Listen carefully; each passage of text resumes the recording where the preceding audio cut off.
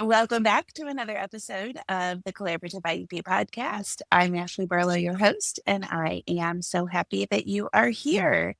So, today we are going to finish up part B of IDEA, which is really exciting. And I want to start this episode by asking you for a little bit of input. So, we have made our way through part B.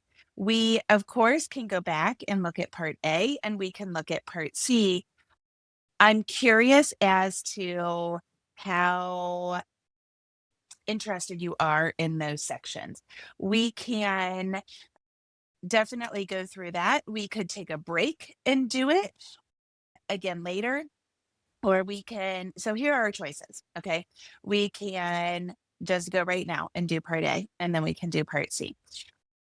Or we can take a break and we can do those in the fall. Or we can say we got part B, that's the meat of what most of us want, and that was helpful, and now let's move back on. Regardless of what we do, I promise that I will keep these summer episodes short because you've told me that that's what you want. So you can DM me, you can send me an email, I wish somehow in the podcast world you could like just easily click on your podcast app and it would send me a message. Unfortunately, that doesn't work. So find me like at the Collaborative IEP on Instagram or on Facebook, or shoot me a message, Ashley at Ashley Barlow Co, like company.com, and let me know your thoughts in the next few days. And then, believe me, we are recording very close to publication dates. So if you let me know by Thursday or Friday, then you can chart the course for the rest of the summer's episodes. I have two different things planned. So I've got it like scheduled out the way I think we would do IDEA. And then I also have at least a few weeks worth of quick 12-minute videos that I think would also be helpful. Okay. So let's look at our last section uh of IDEA part B. And then I've got a little bonus treat for you because this is going to be really quick. So section 1419 is where we are now.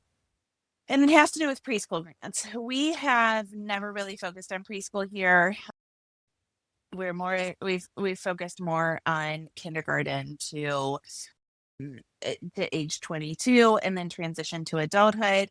No slight towards preschool, but that just isn't something that we've really focused on. So this section, I'm not going to go through section by section, but I am going to read you the section titles because they run parallel to other things. And so you can kind of like, now that you're, the nice thing about being in a law is that once you've read one section, that like if there's something that is parallel to it, then you can pretty much anticipate what's going to be in that section. And then you can look for the differences, right? So a lot of these titles are titles that you've seen other places in IDEA, and that's going to give you a good idea about what's in the subsection.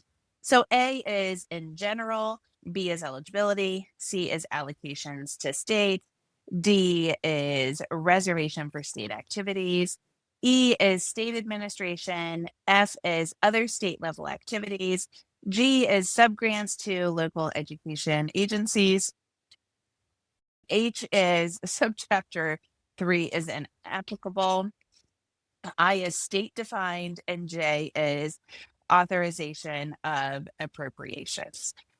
We are not going to go section by section in here. If we do preschool, then we can come back and revisit this. That's the way I thought it would be the most helpful. So because we are going very quickly in these episodes this summer, we will take a break. Hi friends, it's Ashley, and I wanted to let you in on something that can seriously change the game when it comes to your IEP advocacy. It's called the Collaborative IEP Membership. Sometimes we call it ABC Club.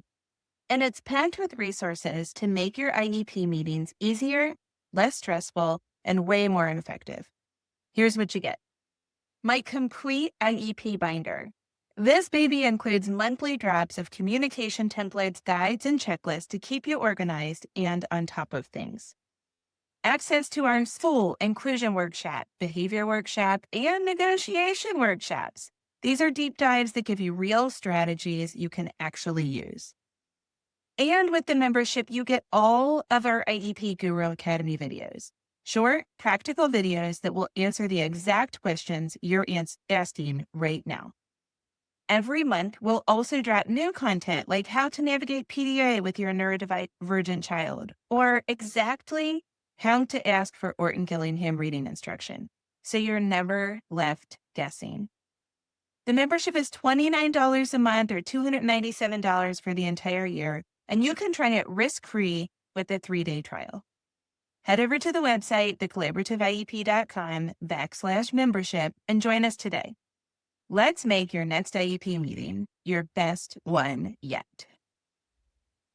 Okay, and then I want to give you a little advocacy tip as your bonus today because I had decided not to focus all that much on that preschool grant portion of IDEA. And look, I'm stacking up IDEA. It's getting a little paperclip.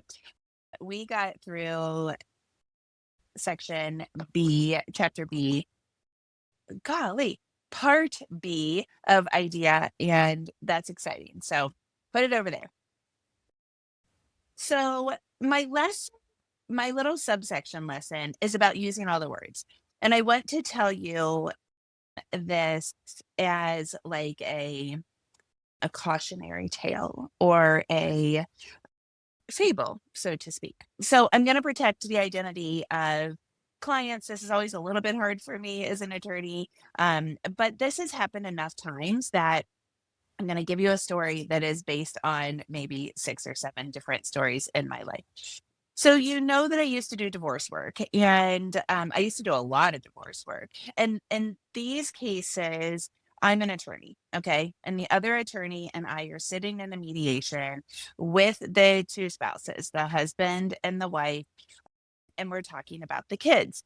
And the kids had some things that I would say were unconventional, right? So maybe we had kids that had never eaten in a restaurant or had rarely eaten at a restaurant. Maybe we had kids that didn't do any extracurricular activities, whether it was sports or it was activities.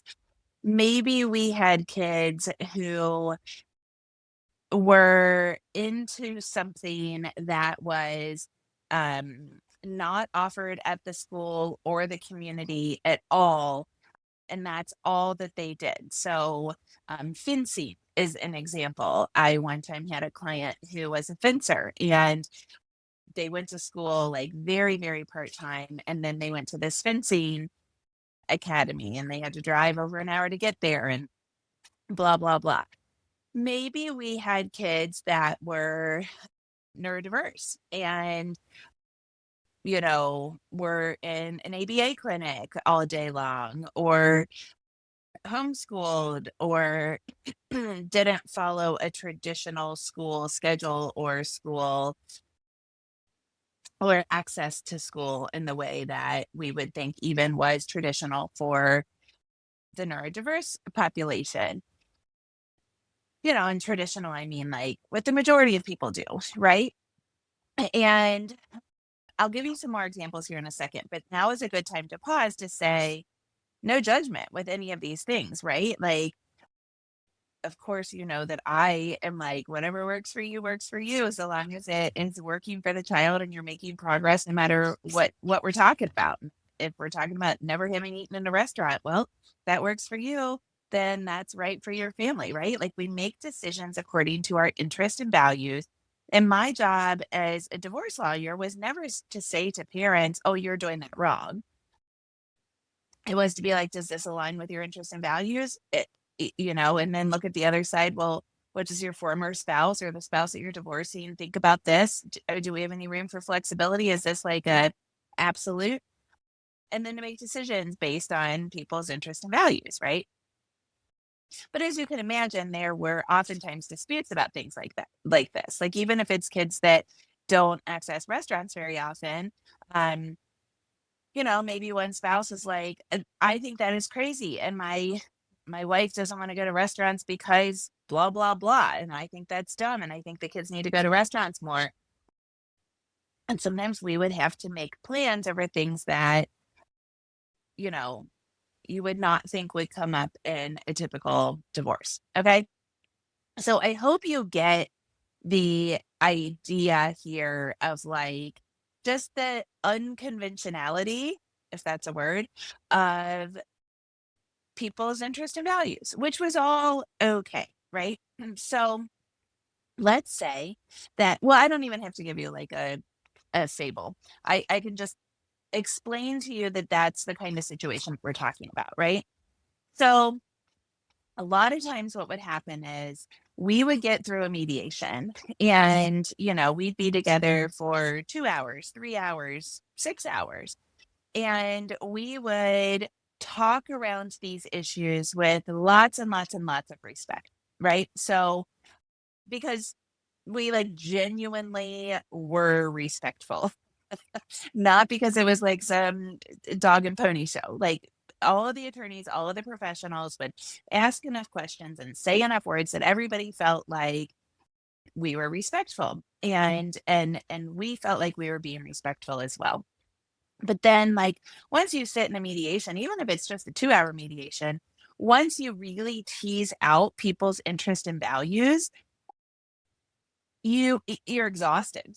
Like, it's hard because the hard thing about advocacy is when you're doing it for somebody else is you don't know what their interests and values are, and you have to work really hard to tease them out. Most people, when they're making day-to-day decisions or even big decisions, don't stop and think like, what are my interests and values around this?